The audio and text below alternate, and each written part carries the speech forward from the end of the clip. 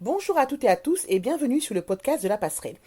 Donc je rappelle que la Passerelle est une entreprise qui a pour vocation de répondre à une problématique simple, comment concilier vie professionnelle et vie familiale. Donc pour cela, on va travailler sur 3 axes. Le premier axe va être le coworking familial, permettre à papa et à maman de pouvoir travailler en ayant son enfant sur place. Le deuxième aspect va s'attarder sur la parentalité. On va travailler avec des ateliers du prénatal au postnatal. L'idée, c'est d'offrir aux parents une plénitude d'ateliers pour pouvoir justement créer le lien et le consolider au quotidien. Le troisième aspect, et pas des moindres, une conciergerie sociale et solidaire qui a pour ambition de voir le jour en 2022. On va travailler vraiment sur tout ce qui va être entraide, partage, bienveillance. L'idée, c'est vraiment que les parents nous confient les tâches qui leur prennent du temps, les tâches qui sont chronophages, les tâches qui les empêchent aujourd'hui de vivre une parentalité qui va être équilibrée, qui va être saine et la plus douce possible, parce qu'il y a plein de petites choses quotidiennes, logistiques, administratives, qui viennent un petit peu, j'ai envie de dire, polluer ces premiers 40 jours, le fameux mois d'or. Alors aujourd'hui, j'ai l'immense plaisir d'accueillir Noémie. Noémie qui va nous parler d'un sujet qui concerne le postpartum précisément. Bébé est là et pourtant j'ai ce vide à l'intérieur. Bonjour Noémie, Bonjour Tania, vous allez bien? ça va et vous? Oui, ça va, merci. Je suis très, très, très contente de vous avoir avec moi. Donc voilà, merci d'avoir accepté l'invitation. Je vais vous laisser vous présenter, Noémie, vous présenter un petit peu qui vous êtes, votre cocon familial, de quoi il est, enfin de qui il est constitué. Et on va balayer un petit peu, j'ai envie de dire, votre grossesse, l'accouchement, quand bébé arrive, le début du postpartum et justement le moment où vous avez bébé avec vous, tout va bien et pourtant il y a ce vide à l'intérieur. Ça vous convient? Ça me convient parfaitement. Bon, ben c'est à vous, je vous donne le micro. Allez-y.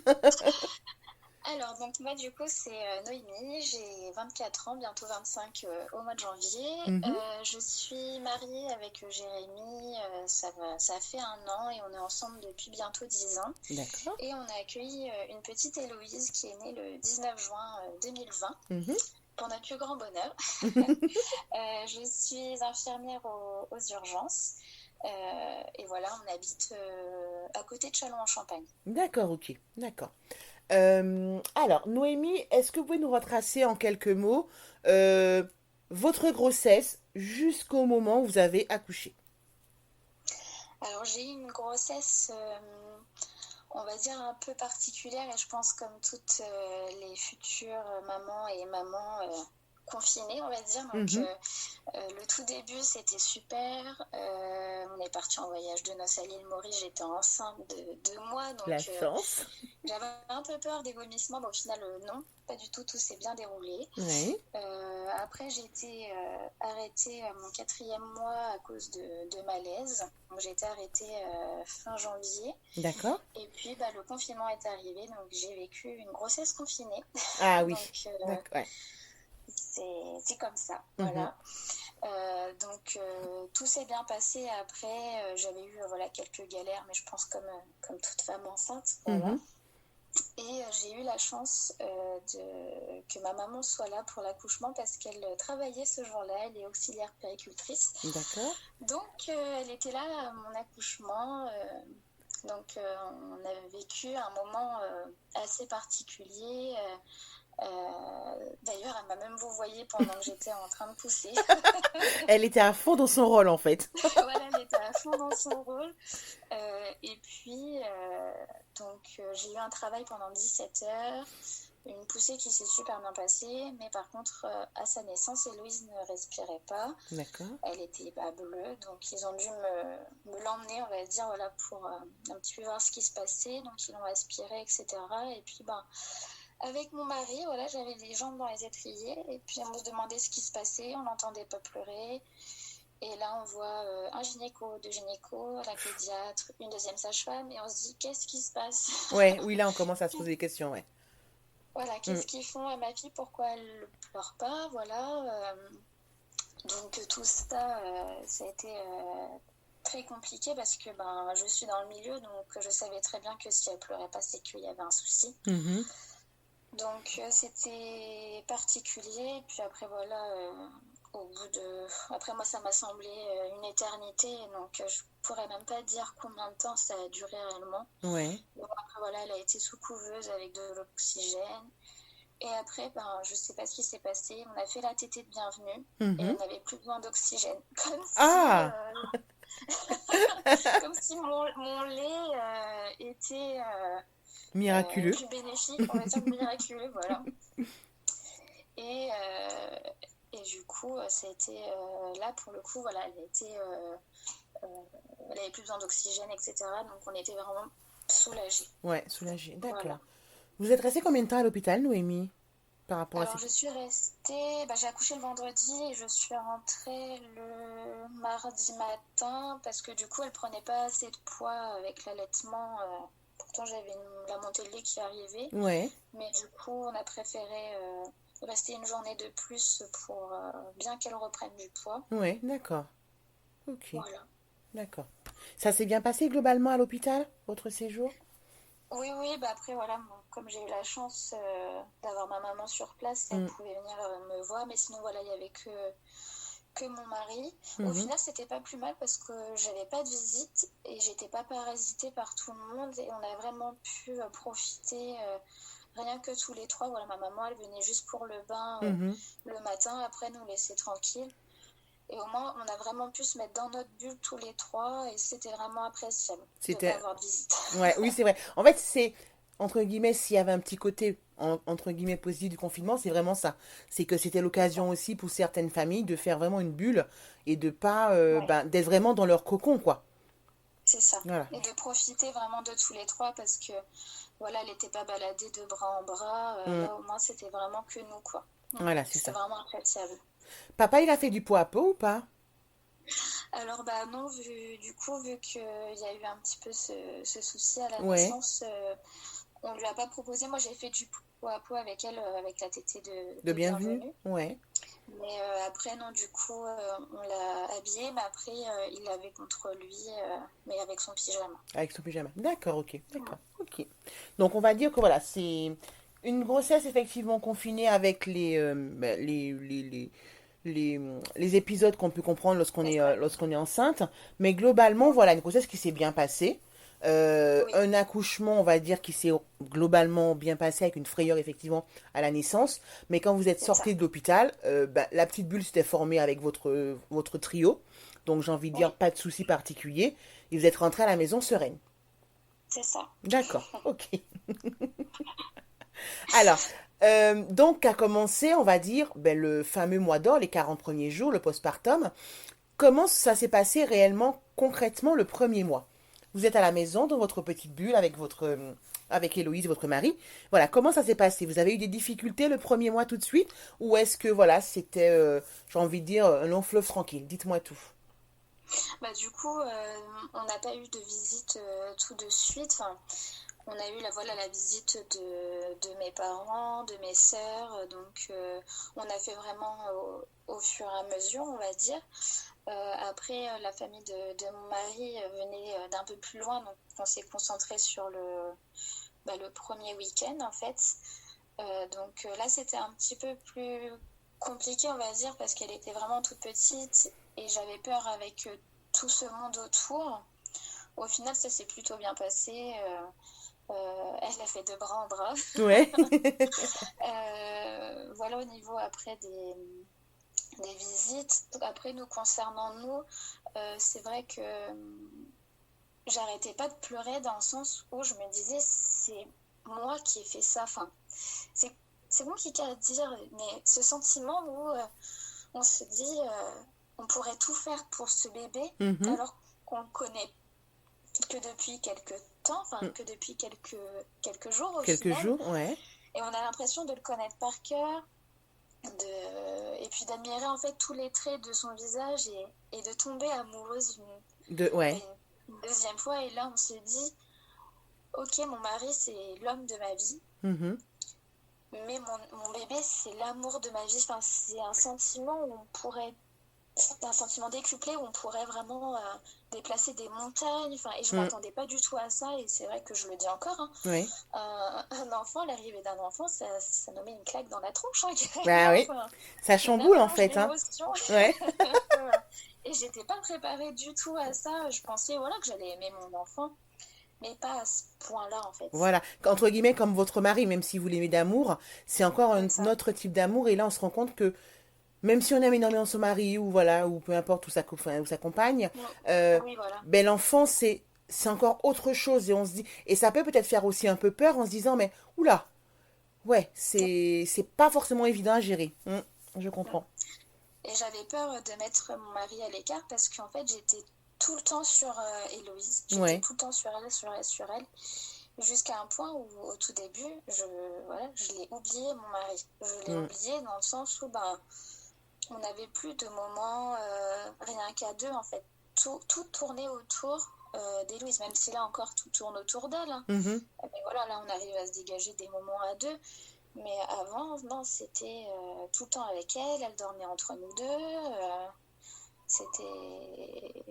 J'étais que vers elle. C'était, ouais. Que vers elle. Mais en même temps, je veux dire, c'était voilà, c'était tout nouveau. Vous appreniez à vous C'est connaître, ça. à vous aimer. Et c'est vrai qu'à un moment donné, enfin, on va pas se mentir, les mamans, je pense, voilà, comprennent. Quand bébé arrive, on a beau être préparé, on a beau le savoir, ben, il y a quand même un moment où, malheureusement, pour le parent accompagnateur, ben, on le met un peu de côté parce que ben, c'est pas forcément évident de justement faire la part des choses tout de suite, quoi. Il faut d'abord prendre ses marques, faire un petit peu, enfin, tâtonner un petit peu avant de comprendre que, ben, au contraire, il faut vraiment l'intégrer. Mais ça, on le découvre toutes, ben, enfin, Plus tard. sur le tas, quoi, en fait, Mm, voilà, exactement. c'est ça. D'accord. Alors que là, voilà, on a tous les deux notre place à part entière dans la vie d'Héloïse. Il n'y en a pas un plus haut que l'autre. Chacun a sa place, chacun s'occupe d'elle comme il faut. Et, enfin, et, et maintenant, c'est vrai que je me dis, j'aurais peut-être pas dû, mais malheureusement, c'est l'inconscient qui parlait et Oui. j'étais que vers elle, à l'oublier, lui, Mm. et aussi à, en quelque sorte, à l'interdire d'avoir son rôle de père, alors que c'était pas du tout volontaire. Ouais. Et sur ça, des fois, je m'en veux. Je lui dis peut-être que je lui ai volé des Des moments. moments? Ouais. On en discute et il me dit que non, que c'était comme ça. Et même lui, je pense que les papas aussi ils sont jamais prêts à avoir un enfant. Mm. Ils sont prêts au moment où le bébé naît, mais avant ils s'en rendent pas forcément compte qu'ils vont être pères. Alors que nous, au final, on sent la vie bouger, on sent notre ventre Mm. prendre de la place, et puis tous les mots qu'ils vont raconter qui évoquent qu'on est Oui, enceinte. que, ouais, oui, Donc, voilà, c'est ça. Ouais. Mais en fait, c'est pas évident pour eux parce que je veux dire, comme ils portent pas le bébé, ben tout ce qu'on ressent, ils peuvent pas le ressentir. Donc, ça devient concret. Mais j'ai envie de dire quand le bébé sort, enfin quand le bébé arrive en fait, parce que c'est ça. jusqu'alors c'est, oui, il voit que vous êtes enceinte, il voit que vous portez la vie, mais en fait il peut pas palper tout ça. Donc il est Mm. obligé entre guillemets peut-être d'attendre, sauf s'ils font de l'autonomie ou là, voilà, c'est un processus qui permet aux parents de participer justement à ce processus de grossesse. Mais sinon, en grossesse classique, ben, ils découvrent qu'ils sont pères et ils le comprennent et réalisent que lorsque le bébé arrive, quoi. Donc, ouais, c'est un peu normal Ouais, ce sentiment pour eux, quoi. D'accord, ok. voilà. Euh, Qu'est-ce qui a fait aujourd'hui concrètement qu'on arrive en fait. Alors, je vais essayer de résumer. On passe Oui. d'une grossesse, un accouchement, de premier jour, d'une petite bulle. Qu'est-ce qu'on fait qu'on arrive à, j'ai envie de dire, un processus qui paraîtrait, entre guillemets, normal, avec des épisodes, bien évidemment, un peu de frayeur, mais globalement normal. Qu'est-ce qui fait qu'aujourd'hui, on en arrive à parler de ce sujet qui est, je le rappelle, en fait, tu es là, mais j'ai ce vide à l'intérieur. Est-ce qu'il y a eu un élément déclencheur? Comment ça s'est passé si vous deviez retracer ben, un petit peu ce sentiment de, pas de culpabilité, mais peut-être un peu, voilà, ce sentiment malaisant qui fait qu'aujourd'hui, ben, il y a quelque chose à analyser, quelque chose à soigner, une guérison à entamer pour pouvoir justement ben, se libérer de tout ça. Dites-moi. En fait, ça a commencé bah, dès l'accouchement. En fait, je me suis dit, bah, ça y est, il me reste que, on va dire, 10 semaines à partager avec mon enfant avant Mhm. de reprendre le travail. D'accord. Et en fait, pour moi, je me mettais toujours en tête que, que je vais pas l'abandonner entre guillemets, mais que j'ai passé beaucoup moins de temps avec elle. Mhm. Et du coup, je voyais le temps défiler, et le temps se rapprocher vers la porte du travail. D'accord.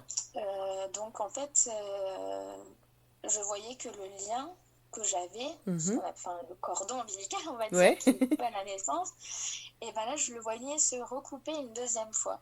D'accord. Et c'est vrai que il y avait des étapes où, ben voilà, la fin des vacances, ben, je me disais, ben voilà, il me reste plus qu'un mois et je reprends le travail. Mhm. Et après, ça a été 15 jours après. Ah ben voilà, c'est le moment de la crèche, hop, on recoupe le cordon.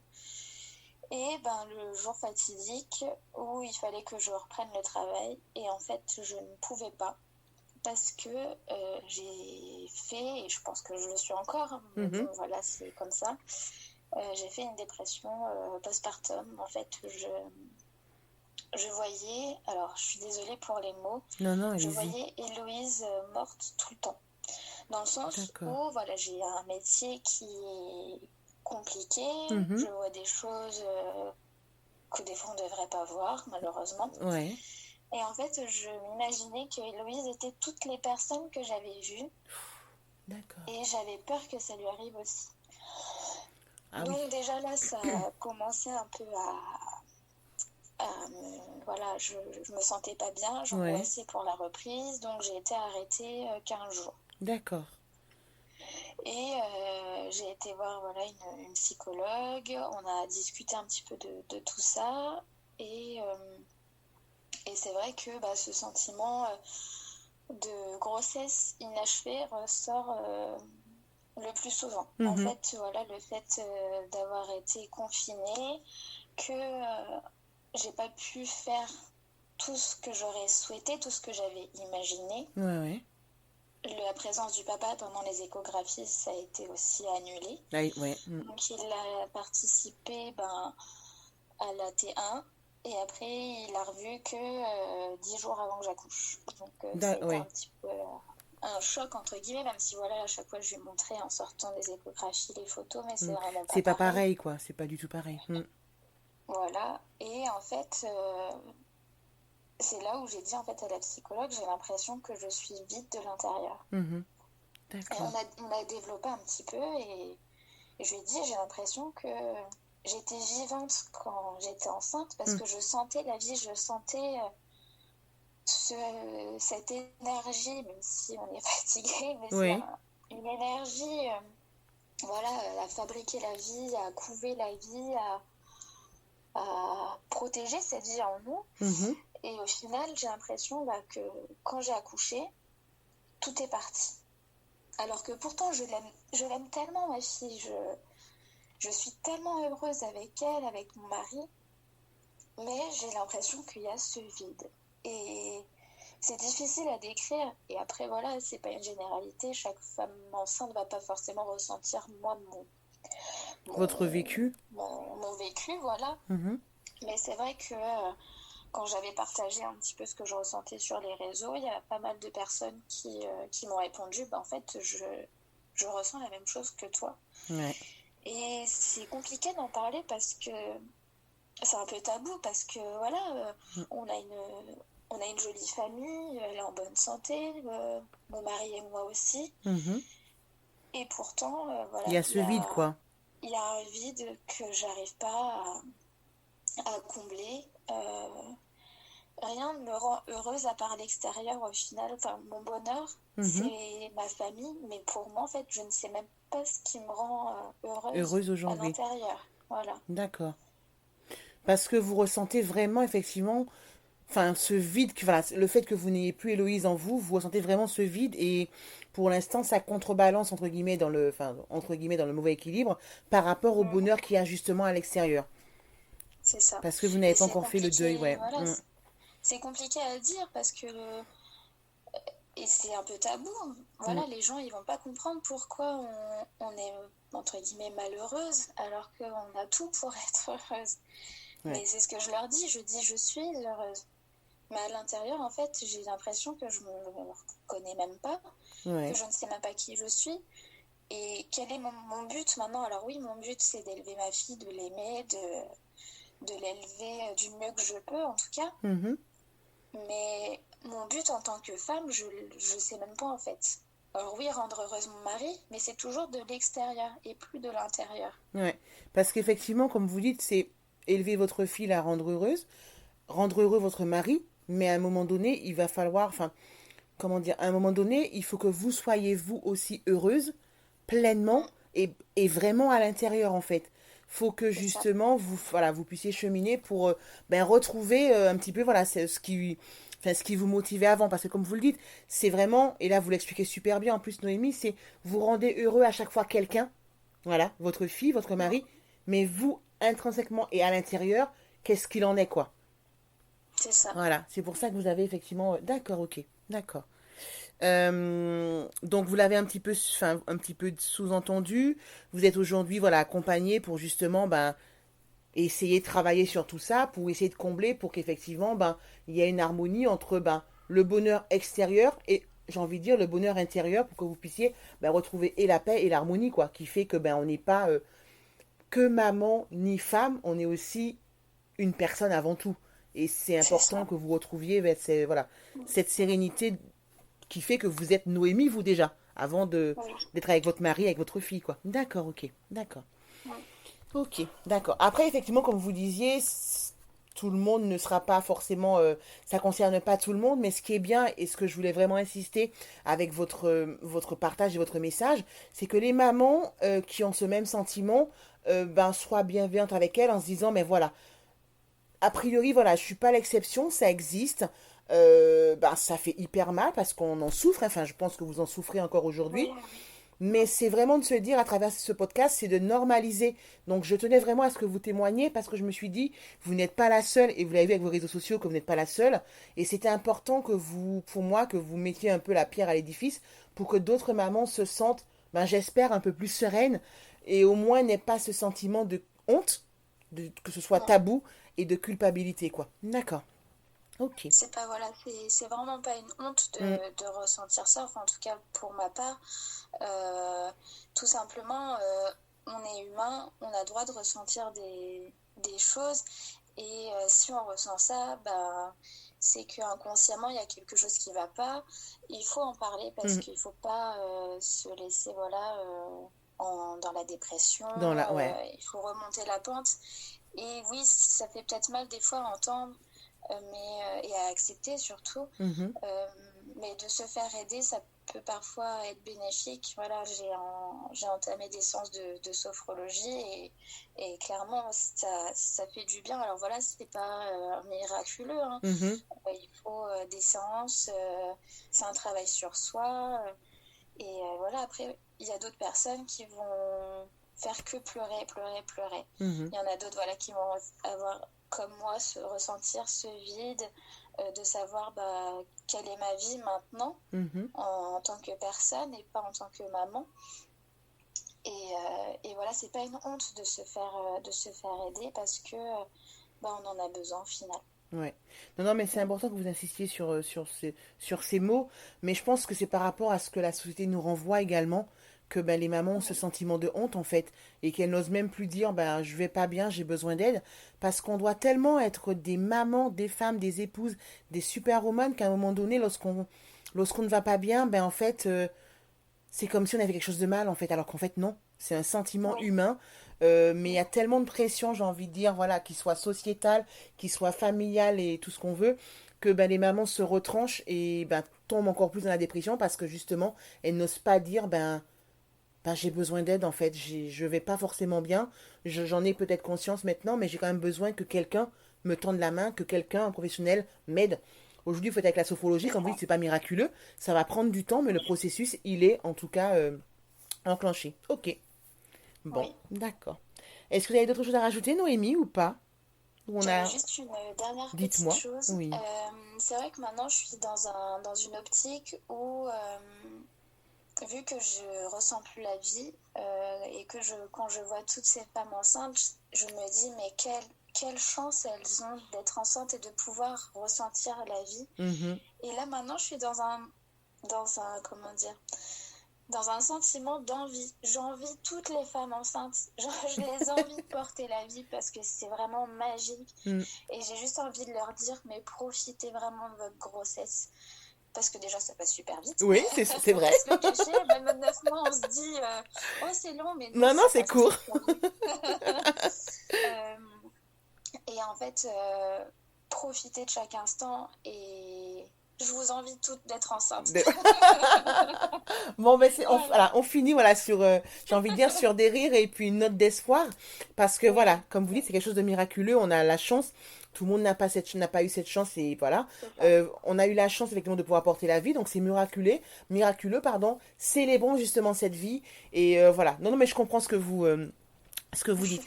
Moi, je sais qu'enfin j'ai eu 3 grossesses et ben quand je réfléchis, alors j'ai aimé tous les stades de la grossesse jusqu'à mes enfants, mais j'avoue que la partie de la grossesse, je pense que c'est vraiment réellement la partie que j'ai un peu préférée parce qu'on a voilà mais cette sensation de se sentir un peu utile en fait et de se C'est ça, dire voilà, c'est con à dire c'est un mais lien ouais, privilégié, voilà, ouais, avec c'est son enfant, ouais, avant c'est qu'il naisse. voilà, c'est ça. On a quand même cette faculté à pouvoir le faire quand on peut. Donc, C'est oui, ça. c'est pas anodin, quoi. Donc, je comprends parfaitement ce que vous dites. Bon. Bon. Ben, je vous remercie infiniment, Noémie, ben, d'avoir partagé avec nous ben, un petit peu ce sujet un peu tabou, qui se termine voilà, par une belle note d'espoir. Donc, je suis vraiment contente. J'espère que ça vous a plu. Ben, je vous fais de gros bisous parce que là, on est à Merci distance. beaucoup, Donc, le Tania. Covid, on s'en moque. Oui, Et je vous souhaite voilà une très très bonne fin de journée. Et je vous dis à très bientôt. Bonne merci soirée. beaucoup, Tania. Merci Oui, beaucoup. bonne soirée à vous Merci. aussi. Au Au revoir. revoir.